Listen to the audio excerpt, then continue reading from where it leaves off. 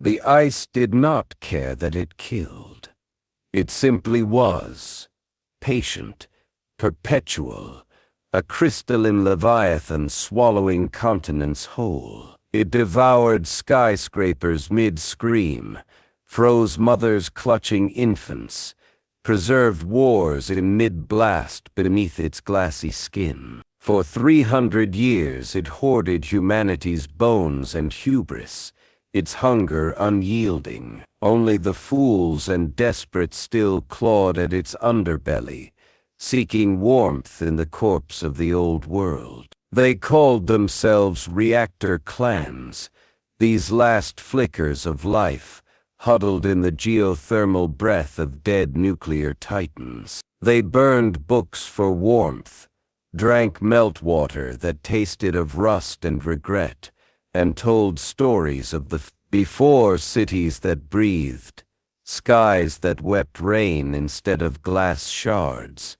machines that sang. But the ice whispered louder. In its depths, something stirred. Not the Glacivorns with their bioluminescent venom, nor the phantom winds that carved faces into cliffs. Something older, sharper, a relic the pre-freeze world had buried with prayers and concrete, a secret with teeth. The clans knew the vaults existed. They'd seen their shadows in sonar sweeps, heard their faint hum through ice core drills. Don't thaw the past, the elders warned. The cold forgives, the dead do not, but frost makes liars of the hungry. When the first vault cracked open, spilling its cargo of flesh and frost-bitten metal, the clans did not see the black veins knitting through thawing skin. They saw power, salvation, a way to make the reactors sing again.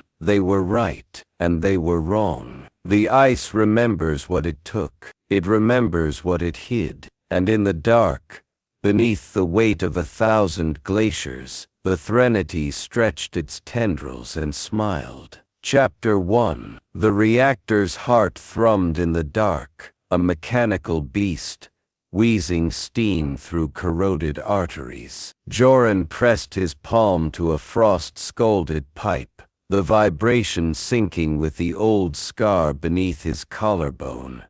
A childhood burn from the day his father's voice had vanished mid-transmission, swallowed by static. Duty first, curiosity second. The clan elders had chided him afterward, as if curiosity were the spark that had charred his father's bones. Now 2 decades later, he traced the reactor's pulse like a man deciphering a eulogy. Its rhythms were faltering. The ice outside was winning. He climbed the gantry stairs, breath crystallizing in the jaundiced light of bioluminescent algae tanks. Below, the clan's children huddled in threadbare thermal suits, their laughter brittle as the frost cracked concrete underfoot. They didn't know about the failing core. They didn't know the elders had voted to ration oxygen by spring. Jorren's fingers tightened on the rusted railing. Duty first. The ice tunnels beyond the reactor's blast doors hummed with a different kind of cold, a predatory silence. Jorren's boots crunched over frozen cables, his headlamp slicing through the gloom. Routine patrol, the elders called it, a ritual to honor the dead. But the dead didn't leave footprints in permafrost, nor did they carve symbols into ice walls. V7, jagged and fresh. His glove brushed the marking. The Vault 7 scavengers hadn't been seen in years. Ghosts, the clan said. Fools who'd fled into the glaciers seeking pre-freeze tech and starved for it. A sound cut the dark, a metallic groan, like a coffin pried open. Jorren froze. 200 meters ahead, a fissure glowed electric blue in the ice. He inched closer, pulse thudding in his temples. Through the fracture, A cavern housing a cryovault, its hatch cracked, tendrils of coolant gas snaking upward. Figures in patched exosuits moved inside, their shadows warped by frost-caked glass. Thor's, alive. His hand hovered over the alarm on his belt. Duty first. But then he saw the bodies. Dozens of cryopods, their occupants' faces preserved under ice like insects in amber. A woman in a tattered red exosuit, their leader, touched a pod's glass, her posture taut with something sharper than greed. Hunger, maybe. Grief. Jorren's thumb slipped from the alarm. His father's voice crackled in memory. They buried more than cities in the ice. A crunch behind him. He turned, but the ice worm's maw was already descending, a spiraling nightmare of translucent teeth, its bioluminescent hide pulsing poison green. Jorren rolled, drawing his pickaxe. The worm shrieked, the sound reverberating through the tunnel. Ice rained down. The thawers shouted. The woman in red lunged from the vault, a jury-rigged plasma cutter in hand. Left flank. She barked not at him, but to him, as if they'd fought together for years. He obeyed. The pickaxe found the worm's underbelly. Her plasma cutter seared through its skull. It collapsed, ichor steaming. She yanked off her helmet, revealing a face all edges, sharp cheekbones, sharper eyes. Lyssa, Vault 7. He said nothing. Her gaze dropped to his clan's insignia. Therian core. A smile, blade thin. Going to arrest me, engineer? The cryopod behind her hissed. A man inside stirred, his skin veined with black. Lyssa's mask slipped. A flinch, a swallowed word. Brother, they're infected, Jorren said. She stepped between him and the pod. They're alive. Chapter 2. The ice groaned like a living thing as Jorren followed Lyssa through the serpentine tunnels, their headlamps carving fragile pools of light in the suffocating dark. Her brother's body lay wrapped in a thermal shroud between them, slung over a makeshift sled that whispered over the frost. Black veins spidered beneath the man's translucent skin, throbbing in time with Jorren's own pulse. Infected. The word curdled in his mind, sharp as the memory of his father's last transmission. A scream cut short by static. Lyssa moved like a shadow ahead, her red exosuit bleached to rust in the gloom. She hadn't spoken since they'd dragged her brother from the vault, but her silence was a language Jorren understood. Guilt had a texture, the grit of ice under gloves, the ache of a jaw clenched too long. He'd seen it in the mirror every morning since his father's death. The tunnel narrowed, walls pressing close enough to taste the iron tang of ancient rebar. Lyssa halted, her light catching on a fracture in the ice, a jagged cleft exhaling a draft that smelled of ozone and decay. Here, she said. The word brittle, the signal stronger. Jorren crouched, his scanner flickering. Beneath layers of permafrost, something hummed, not machinery, deeper, alive. The Threnady's voice.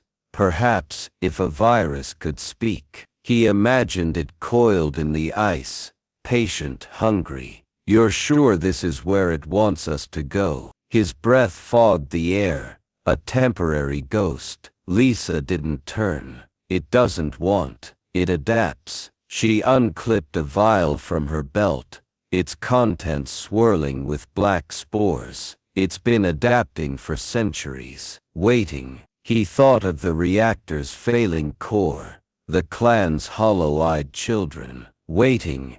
Yes, everything out here was waiting to die. The descent into the glacier's belly took hours. the ice giving way to corroded metal staircases, then to caverns where stalactites dripped like stone tears. Lyssa's brother began to convulse, his breath rattling wet and thick. She knelt beside him, her gloves smeared with the ink-dark fluid seeping from his nostrils. "We need to slow the infection," Jorren said, unshouldering his medkit. "No." Her hand closed over his wrist, cold even through the thermal weave. "We need to understand it." She pressed the vial into his palm. The spores writhed, drawn to the heat of his skin. He recoiled. "This is what killed your brother. This is what saved him." Her eyes were fever bright,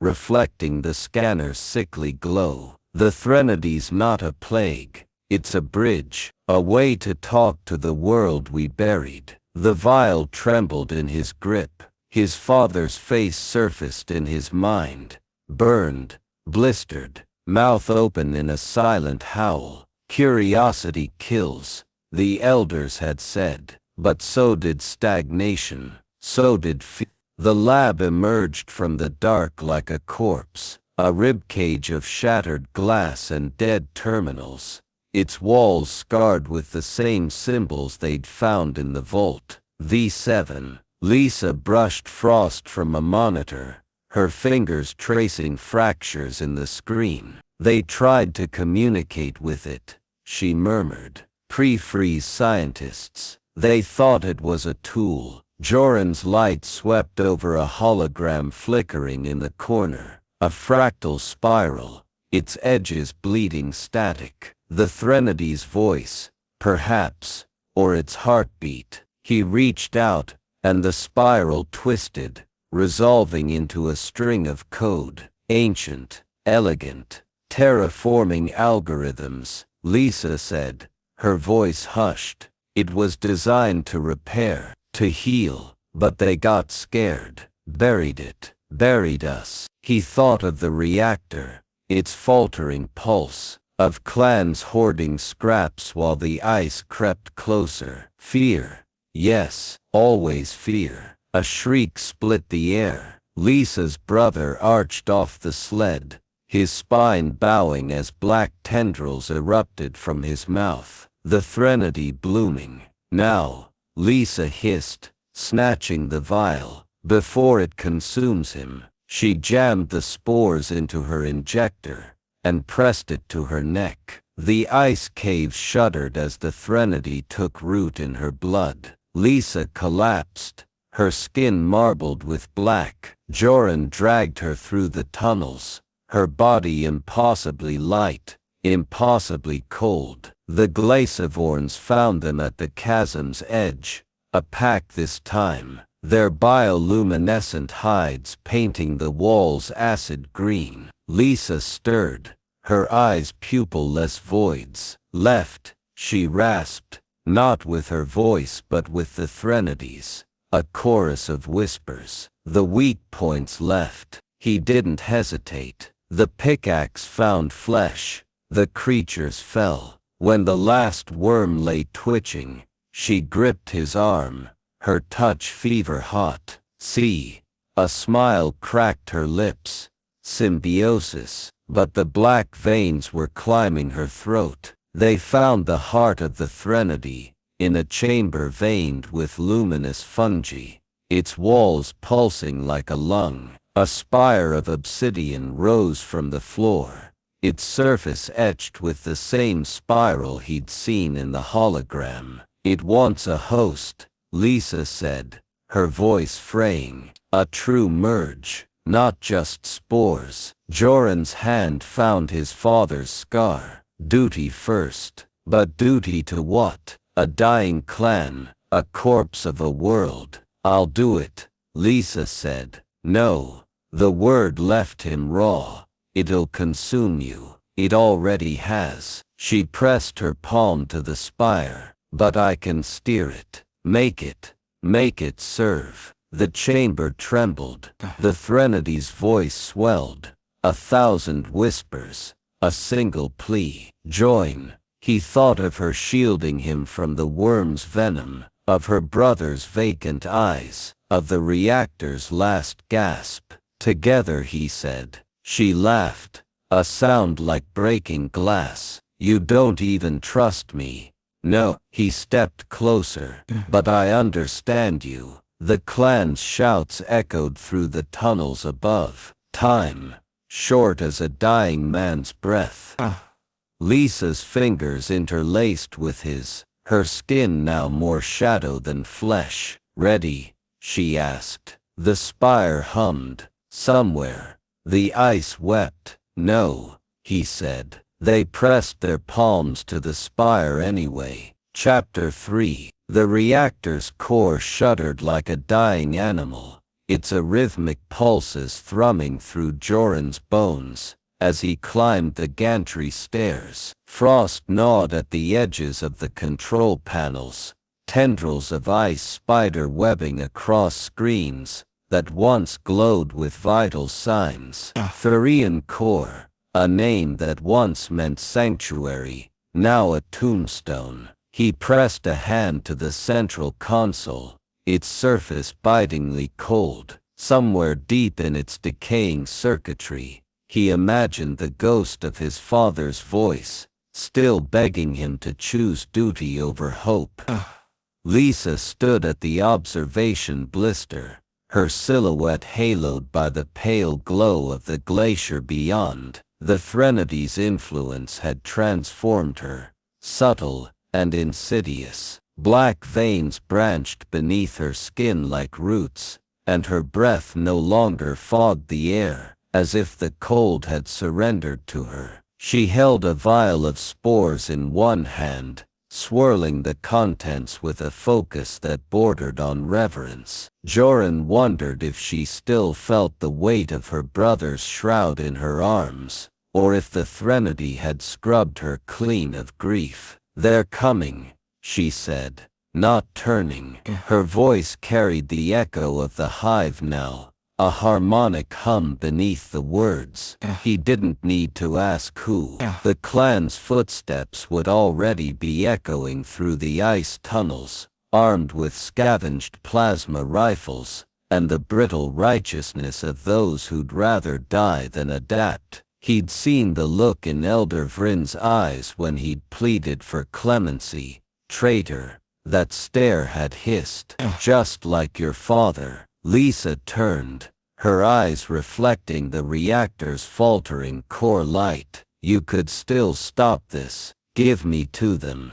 He flexed his frost-bitten fingers, the ache a grounding reminder of the cost of survival. Would you go? A flicker of her old smirk. No, the reactor groaned. Somewhere below, a pipe burst, spewing steam into the shadows. They met the clan in the cryo-vault, its cavernous belly lit by the sickly bioluminescence of thawing pods. The Threnady's tendrils had spread here too, black moss clinging to the walls, pulsing in time with Lyssa's breath. Jorren positioned himself between her and the blast doors, his pickaxe heavy in his grip. The elders had taught him to hate the thawers, these reckless ghosts who plundered the past. Now he stood among them, a ghost in the making. The doors exploded inward. Elder Vrin led the charge, her thermal suit streaked with Glacivorn blood, her rifle aimed at Lyssa's chest. Step aside, Jorren. He didn't move. Behind him, Lyssa's hand brushed the central cryo-terminal, her fingers dancing across keys frozen for centuries. The vault systems stuttered awake, screens flickering with corrupted data. She's controlling the virus. Clansmen shouted, voice cracking. Kill her before it spreads. Jorren's pulse roared. Duty first. But duty to what? To the clan's fear. To the corpse of a world that had buried its own salvation. Lyssa's gaze found his, unflinching. She didn't plead, didn't flinch. She simply waited, as if she'd already foreseen this moment in the Threnady's fractal dreams. He stepped aside. The gunfire was deafening. Lyssa moved like liquid shadow. Bullets sparked off the cryopods as she darted between them, her form blurring at the edges. The Threnody surged through her, black tendrils lashing from her fingertips to seize a clansman's ankle. He screamed as the spores devoured him, his body collapsing into a writhing mass of moss and bone. Jorren froze. This isn't symbiosis. This is predation.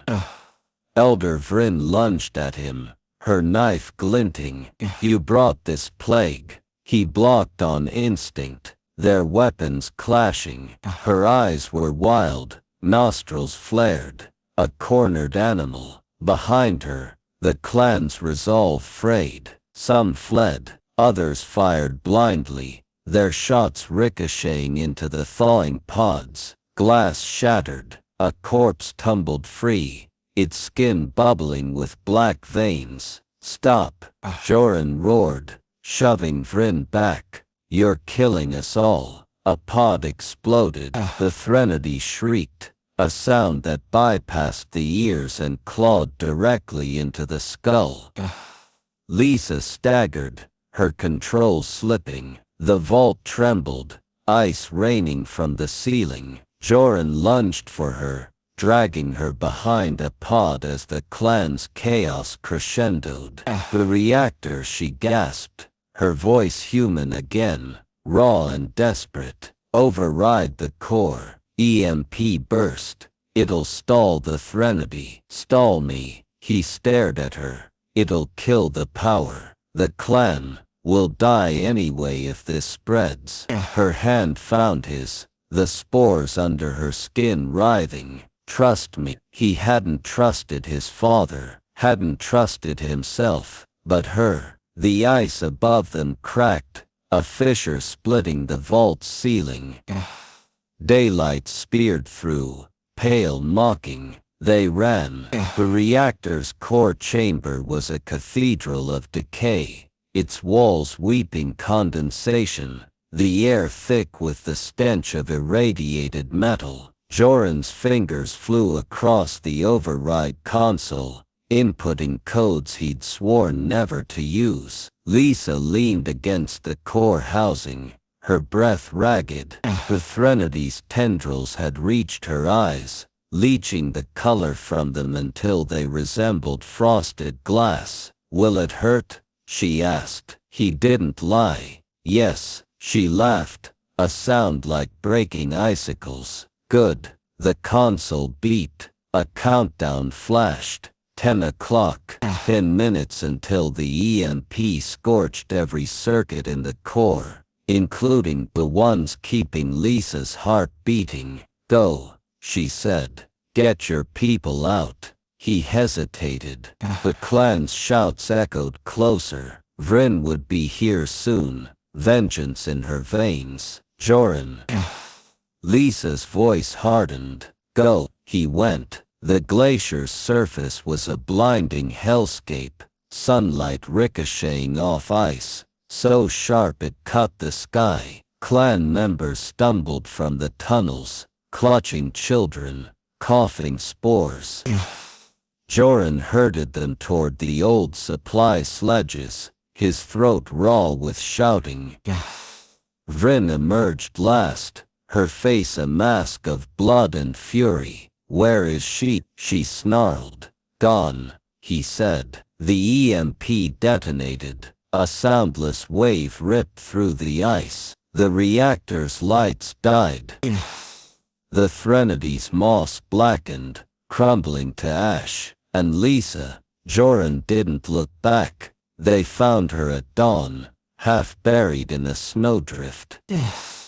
The Threnody had retreated from her skin, leaving her gaunt and shivering, human enough to suffer. Her eyes were hers again, though the left was clouded, blind. Did it work? She rasped. He crouched beside her, the clan sledges already shrinking on the horizon. The virus is dormant, and the clan, gone. They'll find another tomb to haunt.